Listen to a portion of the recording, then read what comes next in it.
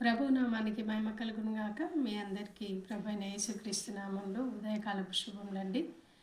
మరి ప్రతిరోజు దేవుడు ఆయన కృపా వాత్సల్యం చేత మనల్ని దర్శిస్తూ నూతనమైన దినాన్ని మనకు అనుగ్రహిస్తూ ఆయన కృప ద్వారా మనతో మాట్లాడుతున్న వాగ్దానాలన్నింటిని బట్టి దేవునికి మహిమ కలుగును గాక. మరి అదే క్రమంలో ఈరోజు దేవుడు మనకిస్తున్నటువంటి వాగ్దానము యెషయా గ్రంథము 1వ అధ్యాయము 9వ వచనం. నేను నీకు ఆజ్ఞాపించి ఉన్నాను గదా, నిబ్బరము కలిగి ధైర్యంగా నుండుము, దిగులు పడకము, జడియకము. నీవు నడుచు మార్గం అంతటిలో నీ దేవుడైన యెహోవా నీకు తోడై ఉండును. మరి ఇక్కడ దేవుడు మాట్లాడుతున్న మాట, దిగులు పడకము, జడియకము, నిబ్బరం కలిగి ధైర్యంగా ఉండుము. ఎందుకు అని అంటే, నీవు నడుచు మార్గం అంతటిలో నీ దేవుడైన యెహోవా నీకు తోడై ఉండును. మనం ఏ మార్గంలో నడుస్తున్నామో ఆ మార్గం అంతట్లో కూడా నీ దేవుడైన యెహోవా నీకు తోడుగా ఉండును. దేవుని వాక్యంలో ఉంది కదా, సామెతల గ్రంథంలో, ఒకని ఎదుట సరి అయినదిగా కనబడు మార్గం కలదు, అయితే తుదకది మరణానికి దారితీయను. చాలాసార్లు ఏ మార్గం గుండా వెళ్ళాలో తెలియదు.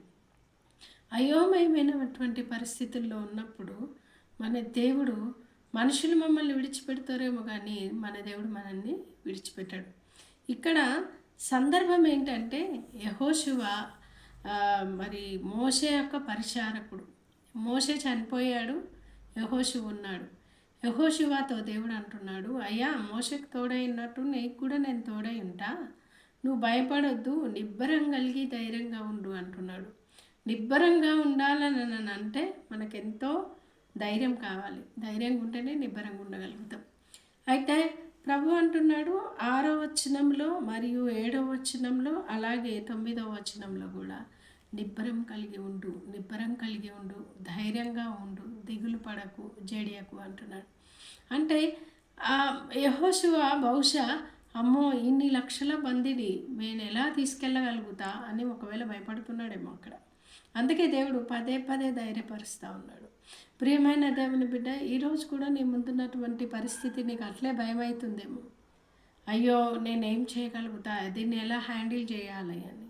కొన్నిసార్లు కుటుంబంలో రకరకాలైనటువంటి గొడవలు, రకరకాలైనటువంటి అసమాధానపు పరిస్థితులు, ఇవన్నీ శారీరక సంబంధమైనటువంటి అంశాలైతే ఆత్మీయంగా అంతరంగ యుద్ధం ఒకటి జరుగుతూ ఉంటుంది. ఏం చేయాలా? ఎందుకంటే క్రైస్తవులుగా ఉన్నటువంటి మనకి దేవుని వాక్యము ఎప్పుడు కూడా దేవుని యొక్క ఆత్మ మనకి చెప్తూ ఉంటుంది, నువ్వు పరిశుద్ధంగా బతకని.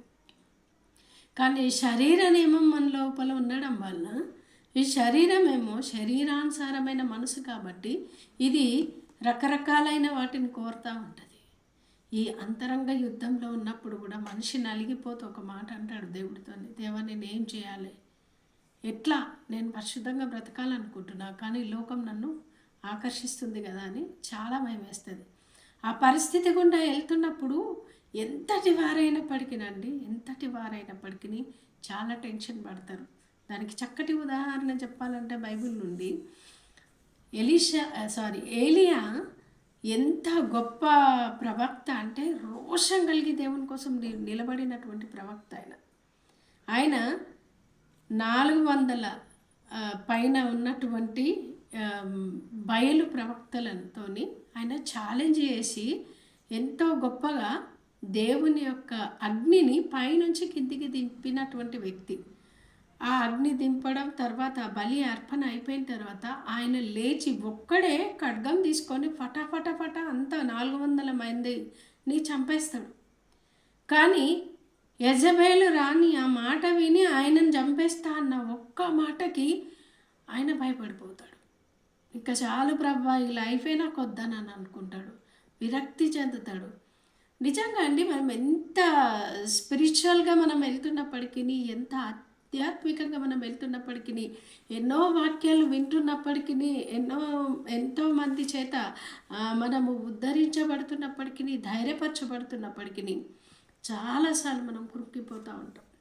అందుకే దేవుడు అంటున్నాడు, యెహోషువ అన్నీ చూసిండు. మోషేతో దేవుడు ఎట్లా మాట్లాడిండో చూసిండు, ప్రజలు ఎట్లా సనుగుతారో చూసిండు, ఎవ్రీథింగ్ హీ నోస్. కానీ ఆ దేవుడు మళ్ళీ ఎర్ర సముద్రం ఎట్లా 2 పాయలుగా చేసిండు అవన్నీ చూసిండు. దేవుడు చేస్తాడని తెలుసు, కానీ ఎక్కడో తెలియని భయం. ప్రియమైన దేవుని బిడ్డ, నీ జీవితంలో కూడా ఏదో తెలియని భయం నిన్ను ఆవరించిందేమో. అందుకే ప్రభు అంటున్నాడు, నిబ్బరం కలిగి ధైర్యంగా ఉండుము, నీ మార్గం అంతటిలో నేను నీకు తోడై ఉంటాను. నిన్ను కొద్ది దూరం వచ్చేసి నేను వెళ్ళను. చాలాసార్లు మనం మన ఇంటికి బంధువులు వచ్చినప్పుడు కొద్ది దూరం వరకు వెళ్ళి వాళ్ళని సెండప్ చేసి మళ్ళీ బ్యాక్ వెళ్ళిపోతాం. అట్లా కాదు, దేవుడు సంపూర్ణంగా మనతో పాటు ఆయన ప్రయాణం చేయి దేవుడు అంటున్నాడు. అందుకే అంటున్నాడు, యెహోషువ నువ్వేం భయపడొద్దు, కానీ వన్ కండిషన్. ఏం కండిషన్ అని అంటే, నీవు ఈ ధర్మశాస్త్రం ఏం చేయాలంట, ఆచరించే విషయంలో తప్పిపోకూడదు అంటాడు. నీవు ధర్మశాస్త్రము చొప్పున చేయవలను, నీవు నడుచు ప్రతి మార్గమున చక్కగా ప్రవర్తించినట్లు నీవు దానిలో నుండి కుడికి కానీ ఎడమకు కానీ తొలగిపోకూడదు అంటాడు. ఏ బిడ్డలైతే దేవుని మీద విశ్వాసం ఉంచి, భయం ఆవరించదంటే ఆవరిస్తుంది, కానీ ఆయన మీద నమ్మకం ఉంచినప్పుడు ఆయనే మనల్ని నడిపిస్తాడండి. అందుకే సామెతల గ్రంథం 3వ అధ్యాయంలో ఒక మాట ఉంటుంది, మన ప్రవర్తన అంతటి యందు ఆయన అధికారంలో ఒప్పుకుంటే ఆయన మన త్రోవలను సరళం చేస్తా అంటాడు. మన మార్గంలన్నింటినీ కూడా సరళం చేయు దేవుడు మనకు తోడైనాడు. ఈరోజు ఆయన అంటున్నాడు, నువ్వు ఏ పరిస్థితుల గుండా వెళ్తున్నావో, ఈరోజు నీ మార్గం ఏందో, గురేందో, గమ్యం ఏందో. కొన్ని సందర్భాలు ఎలా ఉంటాయంటే ఏం చేయాలో అర్థం కాదు, ఏం చేస్తే బాగుంటుందో అనిపిస్తుంది, ఎవరైనా వచ్చి మాట్లాడితే బాగుండు అనిపిస్తుంది. లేకపోతే కొంతమంది అయితే ఆ పరిస్థితిని తట్టుకోలేక ఫోన్ చూడడమా, టీవీ చూడడమా, ఇంకేదో కాలక్షేపం చేస్తారు. ఇంకా బ్రదర్స్ అయితే ఇంకా తాగుడికి బానిసలు అయిపోతారు. రకరకాలైనటువంటి పరిస్థితులు, ప్రేమలో ఓడిపోవచ్చు, లేకపోతే ఇంకేదో కావచ్చు. ఎలాంటి పరిస్థితి అయినా ప్రియమైన దేవుని బిడ్డ, నీ మార్గమును ఆయనకు అప్పచెప్పుకుంటే, నా మార్గమును ఆయనకు అప్పచెప్పుకుంటే ఆయనే మనల్ని నడిపిస్తాడు. ఆయన నడిపిస్తా అని సెలవిచ్చినప్పటికీ, మనం ఆయన మీద విశ్వాసం ఉంచినప్పటికీ సాతాను ఏం చేస్తాడంటే మనల్ని ఏదో రకంగా వాడు వెనకకు లాగాలని చూస్తాడు. కాబట్టి అలాంటి సమయంలో ఒకే మాట పలుకుదాం, దేవుని విశ్వాసమును బట్టి దేవుని పైన నమ్మకం ఉంచుకొని మనం ఒక మాట పలుకుతాం, నా ప్రభు నాతో ఉన్నాడు, నా మార్గం అంతట్లో కూడా ఆయన నాతో వస్తాడు, ఆయన నాకు తోడై ఉంటానని వాగ్దానం చేశాడు, కాబట్టి నేను ఆయన మీద ఆధారపడతాను. ఎవరమైతే మనము ప్రార్థన చేయగలుగుతామో అప్పుడు దేవుడు మనకి సహాయం చేస్తాడు. ఒక చిన్న మాటను మీతో చెప్పాలని నేను ఆశపడుతున్నా. ఒక ఎడారిలోనంట ఒక చిన్న పిచ్చుక ఉండేదంట, ఒక పిట్ట. అది చూసేసరికి ఎక్కడ చూసినా ఎడారి, నీడ లేదు, వాన లేదు, తినడానికి సరైన ఆహారం కూడా లేదు. అప్పుడు చాలా బాధపడుతుందంట, అయ్యో దేవా నన్నెందుకు ఇట్లా సృష్టించినావు, నా బ్రతికింతేనా అని బాధపడుతుందంట. బాధపడుతున్నటువంటి సందర్భంలో ఉన్నట్టుండి అక్కడ ఒక దేవదూత సంచారం జరిగిందంట. దేవదూత వెళ్తా ఉందంట. దేవదూత దగ్గరికి వెళ్ళి ఈ దేవదూతతో అడుగుతుంది, ఎక్కడికి వెళ్తున్నావు దేవదూతను అని అంటే, నేను ప్రభు దగ్గరికి వెళ్తున్నానంటే, దేవుడి దగ్గరికి వెళ్తున్నా నేను అనంటే, ఈ పిచ్చుక అడిగిద్దంట, నా పరిస్థితి ఎన్ని రోజుల వరకు ఇట్లా, నేను ఇంతేనా, నా బ్రతికి ఇంతేనా అని అన్నదంట. కొంచెం అడిగి నాకు చెప్పవా అని అన్నదంట.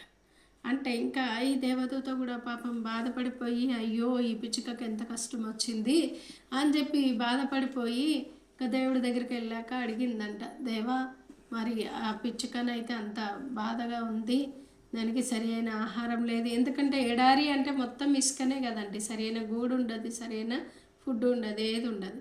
ఇలాంటి పరిస్థితిని బట్టి అయ్యో మరి ఆ పిచ్చుక పరిస్థితి ఏంటి అనేసి దేవుని సన్నిధిలో అడిగితే దేవుడు అన్నాడంట, దాని పరిస్థితి అంతే, ఇంకా దానికి అలాగే అంతే ఉంది అని చెప్పిండట.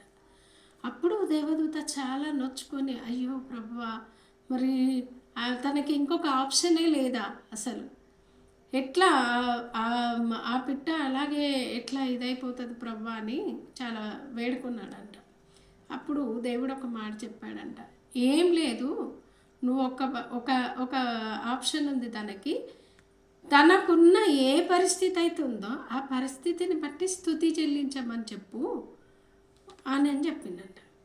అంటే ఇంకా సరే, ఇంకా దేవదూత కిందికి వచ్చిన తర్వాత మళ్ళీ పిచ్చుకకి కలిసినప్పుడు ఏం చెప్పింది దేవుడు అంటే, ఏం లేదు, నీకున్న ఏ పరిస్థితి అవుతుందో ఆ పరిస్థితిని బట్టి ఆయన స్తుతించమన్నాడు అని అంటే, అయ్యో నేను ఒకటి అడిగితే నాకు ఒకటి వచ్చింది ఆన్సరు, నా ప్రాబ్లంకి సొల్యూషన్ లేదా అని నేను అడిగినా, మా నాన్నేమో స్తుతించమని అన్నాడు దేవుడు అని కొంచెం బాధపడ్డా. మళ్ళీ అనుకుందంట, సరే ఇది కూడా చేసి ప్రయత్నిస్తే పోలా అని అనుకొని తను ఇంకా దేవుణ్ణి స్తుతిస్తూ ఉందంట. దేవా, నన్ను ఏడారిలో ఉంచినందుకు స్తోత్రం, నన్ను ఈ విధంగా ఉంచినందుకు నీకు వందనం అని ఇలా ఎప్పుడైతే స్తుతిస్తూ ఉందో అలా స్తుతించిందంట. కొన్నాళ్ళకి మళ్ళీ ఆ దేవదూత ఆ మార్గం గుండా వెళ్తూ ఉన్నారంట.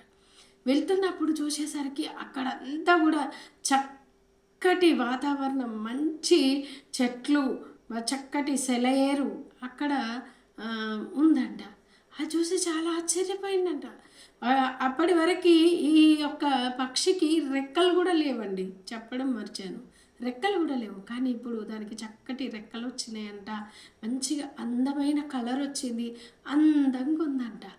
అప్పుడు ఈ పరిస్థితి ఎట్లా పాసిబుల్ అయిందని చెప్పేసి మొత్తానికి ఆ పిచ్చుకని చూసి సంతోషపడినటువంటి ఈ దేవదూత సరేలే అనేసి మళ్ళీ దేవుడి దగ్గరికి వెళ్ళి, దేవా, అప్పుడు ఆ పిచ్చుకకి అసలు తన పరిస్థితి అంతే అని చెప్పినావు కదా, మళ్ళీ ఎట్లా ఇప్పుడు ఇదంతా సాధ్యమైంది అని అంటే, తను తనకిచ్చిన పరిస్థితిని బట్టి నన్ను స్తుతించింది. స్తుతుల పైన ఆసీనుడైన దేవుడు దిగి వస్తే ఆయన ఎక్కడుంటే అక్కడ క్షేమము, ఆయన ఎక్కడుంటే అక్కడ మెట్టగా ఉన్న ప్రతి స్థలం కూడా చదునైపోతుంది. అది ఎలాంటి పరిస్థితి అయినా, వంకర మార్గమైనా అది తిన్నదవుతుందండి. దేవుడు ఆ స్తుతిని, దేవుని వాక్యంలో ఉంది కదా, మన స్తుతుల పైన ఆసీనుడైన దేవుడు ఆ స్తుతిని గైకొనడానికి ఆయన దిగి వచ్చిండు. ఆ యొక్క ఎడారి ప్రాంతం అంతా కూడా ఆయన కృపను బట్టి చక్కని అడవిలాగా అది మార్చబడిందండి. ఈరోజు నీ పరిస్థితి కూడా చాలా ఎండిపోయిన స్థితిలో ఉందేమో, ఈరోజు నీ పరిస్థితి కూడా భయంకరమైన పరిస్థితిలో ఉందేమో. ఉన్న స్థితిని బట్టి దేవుని స్తుతిద్దాం. మీరైనా నేనైనా దేవుని స్తుతిద్దామండి. దేవుడు ఆ పరిస్థితిని బట్టి మన జీవితంలో ఆయన వచ్చి మనకున్న ప్రతి పరిస్థితిని కూడా ఆయన చదునుగా చేసేస్తాడు. దేవునికి మహిమ కలుగును గాక. మరి ఈరోజు దేవుడు మనతో మాట్లాడుతున్న మాట, ఆయన మనకు తోడై ఉండి మనల్ని నడిపిస్తా అంటున్నాడు. మన మార్గం అంతట్లో ఆయన తోడైంటా అంటున్నాడు.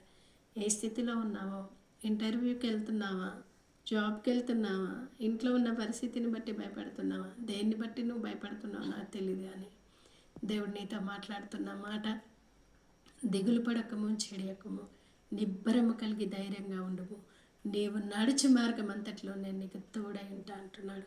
అట్టి కృప చేతే దేవుడు మీ అందరినీ దీవించి ఆశీర్వదించును గాక. చిన్న ప్రార్థన చేసుకుందాం. మహాపరిశుద్ధుడా, మహోన్నతుడా, జీవంగల దేవ, దయగలిగిన మా రక్షకుడా యేసయ్యా, నీకు స్తోత్రం.